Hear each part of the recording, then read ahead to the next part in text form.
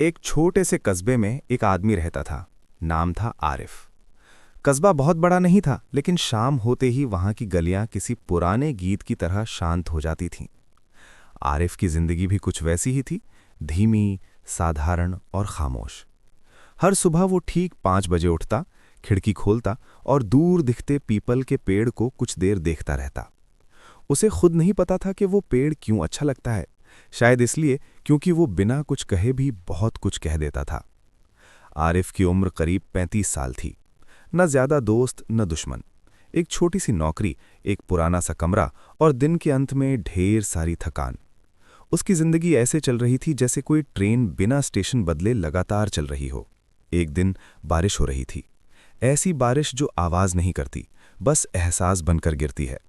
आरिफ दफ्तर से लौट रहा था कि उसने देखा बस स्टॉप के पास एक बूढ़ा आदमी भीग रहा है। सब लोग उसे देखकर भी अनदेखा कर रहे थे। आरिफ भी आगे बढ़ सकता था, लेकिन उसके कदम रुक गए। उसने छाता आगे बढ़ाया। बूढ़े आदमी ने उसकी तरफ देखा। आंखों में कोई सवाल नहीं था, बस एक गहरी थकान थी।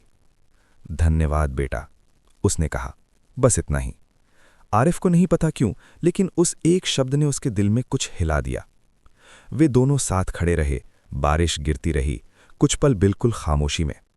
फिर बूढ़े आदमी ने कहा, लोग समझते हैं कि अकेलापन तब होता है जब कोई साथ ना हो, पर असली अकेलापन तब होता है जब बहुत लोग हों और फिर भी कोई समझने वाला ना हो। आरिफ चुप रहा, क्योंकि वो पहली बार किसी अजनबी की बातों में खुद को देख पा रहा था। उस दिन के बाद वे अक्सर मिलते, बस स्टॉप पर, चाय की दुकान पर या कभी यूं ही। बूढ़े आदमी का नाम था सलमान चाचा।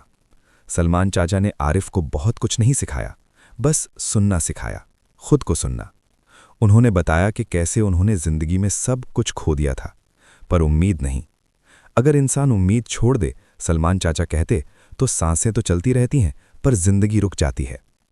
आरिफ पहली बार महसूस कर रहा था कि वो जी रहा है, सिर्फ चल नहीं रहा। कुछ महीनों बाद एक दिन सलमान चाचा नहीं आए, ना अगले दिन न उसके बाद। आरिफ को अजीब सी बेचैनी होने लगी। पूछते पूछते उसे पता चला सलमान चाचा अस्पताल में भर्ती थे। आरिफ भागा भागा अस्पताल पहुंचा।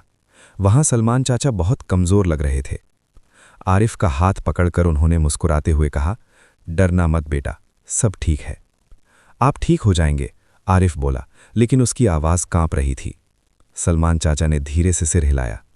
शायद या शायद नहीं, पर अगर मैं ना भी रहा तो याद रखना, तुम अकेले नहीं हो।